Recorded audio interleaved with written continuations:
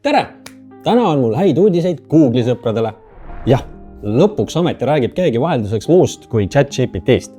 Nimelt on meil täna teemaks selline huvitav asi nagu Notebook LM. Osad teist ilmselt krimsutavad nüüd kolm, et mis mõttes. Gemini oli ju see Google'i tehisaru, miks ma sellest ei räägi? No, tegelikult räägime küll. Notebook LM ongi Gemini, lihtsalt väikse vilkaga. Ja Geminist üleüldiselt pole mõtet täna pikalt rääkida, sest suurte keelemudelite tööpõhimõte on laias laastus sama. Seega mine vaata T-hüppe kanalilt sarnaseid videosid. Näiteks see siin ja saad näpunäited kätte küll. Nii, aga Notebook LM. Mis see siis on? Sõna notebook justkui viitab vihikule või märkmikule. Aga LM, inglise keeles language model ehk keelemudel. Järelikult on meil märkmiku keelemudel. Mis asja? Ega see eesti keeles väga hea kõlaga nimetus ei ole tõesti. Kõlab nagu miski, mida mõnes halvas telepoe reklaamis müüakse koos tasuta hoidikuga. Küll aga kirjeldab see nimi üsna hästi selle peamist funktsiooni. Notebook LM laseb sul luua märkmiku, kuhu saad laadida üles oma valitud õppematerjalid mis tahes kujul. PDF-id, dokumendid, esitlused või lausa salvestised. Tehisaru saab antud teemal nende materjalide põhjal siis eksperdiks ja kui sa seejärel selle käest midagi teemakohast küsid, siis see vaatab su materjalid läbi ja vastab nende raames. Seega on Notebook LM allikapõhine tööriist. Erinevalt üldisest juturobotist, mis muidu otsib infot kogu internetist ja vahel leiab sealt väga enesekindlaid fakte. Lähme aga nüüd konkreetsemaks ja vaatame, mis osadest see tööriist koosneb ning kuidas neid kasutada saaks. Alustuseks võtame mõne brauseri lahti, sisestame aadressi notebooklm.google.com ja logime oma kasutajaga sisse. Selleks, et ma saaksin teiega kaasa teha ja mõned näited oma jutu kõrvale siia ekraanile visata, siis teen ise ka ühe märkmiku. Mina õpetan koolis digitaalsete mängude loomist, seega laen siia mõned oma materjalid mänguteooriate teemal. Esiteks, nagu igal keelemudelil on ka Notebook LM-i keskseks funktsiooniks vestlus. Küsimused-vastused, klassika. Sa saad küsida oma materjalide kohta ja kõige parem osa on see, et vastustes on tekstisisesed viited. Teeme ühe näite ka. Mina küsin näiteks, et mis on maagiline ring? Saangi vastuse, sest see mõiste oli kuskil minu materjalides olemas. Ja näed seda väikest numbrit. Kui selle klikkida, viib see sind otse selle allika juurde, kust vastus leiti. Nii et ei pea enam Hercule Poirot olema ja oma halli ajurakukesi kulutama, mõeldes, kus sul see teema nüüd täpselt kirjas oli. All has become clear. Seega sobib see funktsioon suurepäraselt tsitaatide leidmiseks, näiteks esseede jaoks ja faktide kontrollimiseks. Ja materjale saab ka vestlusest välja jätta, tühjendades vastava märkeruudu, umbes nagu korvpallis saadaks selleks korraks mängijad pingile puhkama. Teiseks, õpilaste kontekstis on mängumuutjaks learning guide ehk siis juhendaja. Selle asemel, et lihtsalt vastus ette anda, käitub see režiim nagu juhendaja. See aitab keerulisi ideid osadeks võtta ning esitab suunavaid küsimusi, et õppija saaks materjali paremini selgeks. Põhimõtteliselt nagu kannatlik eraõpetaja, kes ei ütle, et see on eelmisel aastal õpitud teema, et kuidas sa ei tea, vaid küsib viisakalt, mida sa juba tead. Nii, ja nüüd saame liikuda siia. Studio Panel. Kõigepealt leiame siit podcasti funktsiooni, mis annab ülevaateid helis. Loengumärkmete kordamine võib vahel olla ajamahukas. Audio Overview tööriist võtab sinu tekstidokumendid ja muudab need taskuhäälinguks, kus kaks saatejuhti sinu materjali üle arutlevad ning isegi vaidlevad. Päris huvitav, eks? Ja siin on veel mõni täpsustav funktsioon, näiteks Deep Dive, mis avab rohkem suurt pilti ja selgitab seda. Või Critique and Debate, mille raames saatejuhid otsivad su argumendis arengukohti. Ideaalne tööriist väitlejatele või kirjandikavadit ülevaatamiseks näiteks.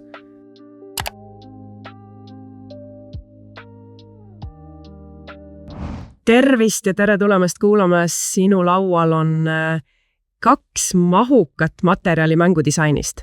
Üks on justkui arhitekti käsiraamat maailmade ehitamisest, teine aga psühholoogi märkmed sellest, mis toimub meie peades, kui me mängime. See on suurepärane viis selle sõnastamiseks ja allikad rõhutavad, et Hüva, heli on tore, aga inimesed on harjunud infot saama paljuski ikkagi silmade kaudu. Pole probleemi, video overview on ka olemas. See tööriist muudab su allikad visuaalseks esitluseks koos slaidide, punktide ja peamiste kokkuvõtetega. Nii saad oma märkmeid vaadata nagu miniloengut või lausa tunnis esitlusena kasutada. Miks mitte? Ja siin on omamoodi täpsustavaid parameetreid, mida saame siis ka kasutada. Näiteks saame valida explainer video, mis on pigem selgitav ja struktureeritud või siis brief ehk siis lühem video. Peale selle saame valida ka mingisugust visuaalset stiili, et näiteks siuke valge tahvli stiil või anime stiilis lausa teha oma mingisugust visuaali. Ja muidugi on siin alga siis kast, kuhu saame kirja panna, millele võiks see video siis keskenduda. Tere tulemast! Oled sa kunagi mõnda mängu nii sügavale sisse läinud, et päris maailm ununeb täiesti ära? See tunne, see ongi hästi ehitatud maailma tulemus. Ja tead, unusta korraks ära suured kaardid või keerulised ajajooned. Siit nüüd järgmised tööriistad võiksid aidata tundi planeerida. Nüüd jõuame juba sellisesse kohta, kust võiks õpetaja töös päris korralik ajaline kokkuhoid tulla. Vaatame, kuidas see toimib. Siia tuleb laadida üles oma tunnikava ja selle põhjal saad genereerida näiteks küsimused, ajajooned, juhised ja mõistekaardid. No, proovime järgi.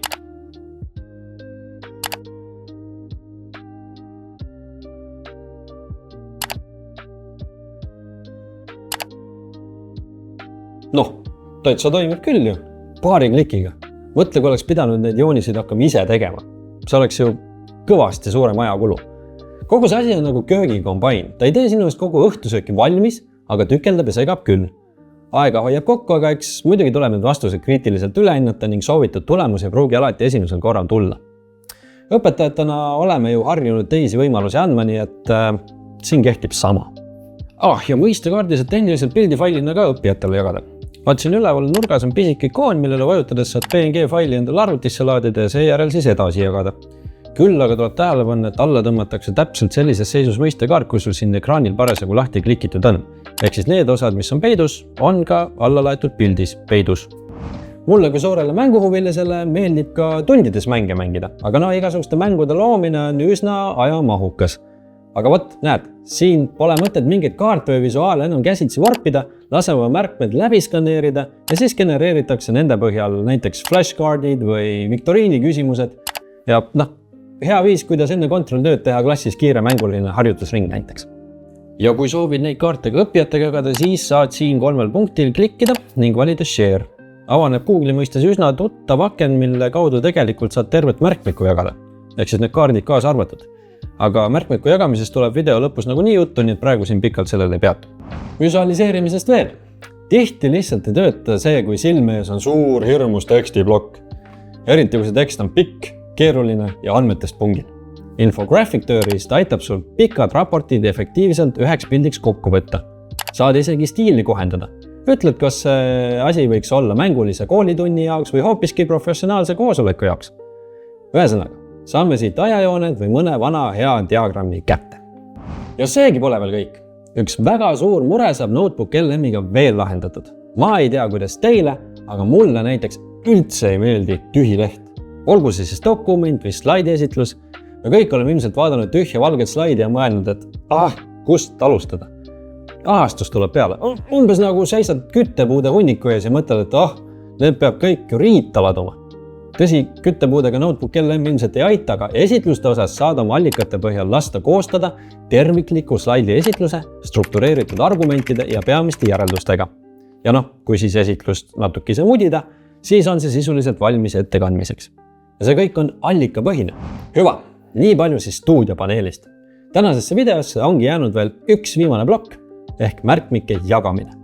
Head asja võiks ju jagada. Juba ammu enne juturobotite aega oli haridustehnoloogiline suund koostöö poole kaldu.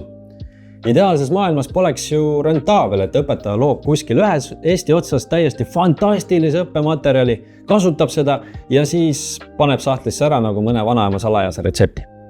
Samal ajal teises Eesti otsas loob teine õpetaja sarnase materjali, mõlemad panevad sinna mitu head töötundi hakkama, küll oleks tore, kui sääraste materjalide jagamine muudaks mõne kolleegi elu lihtsamaks. Alati võib vaielda, et aga mis mina siis selle eest saan, et tasuta oma asju jagan. See selleks, praegu ei ole see teemaks. Igal juhul. Põhjus, miks ma seda juttu räägin, on koostööfunktsioon. Sa saad kogu oma märkmiku vaid mõne klikiga jagada. Nii nagu Google Drive'is harjunud oled, saad oma loomingut jagada ja määrata õigused, kas saab ainult vaadata või päriselt ka muuta. Notebook LM-i puhul saavad muutmisõigusega inimesed allikmaterjale juurde laadida, kuid vaatamisõigus võtab selle võimaluse ära. Seega sobib viimane ideaalselt õpilastele jagamiseks, et nemad saaksid sinu materjalide raames tehisõrul küsimusi küsida.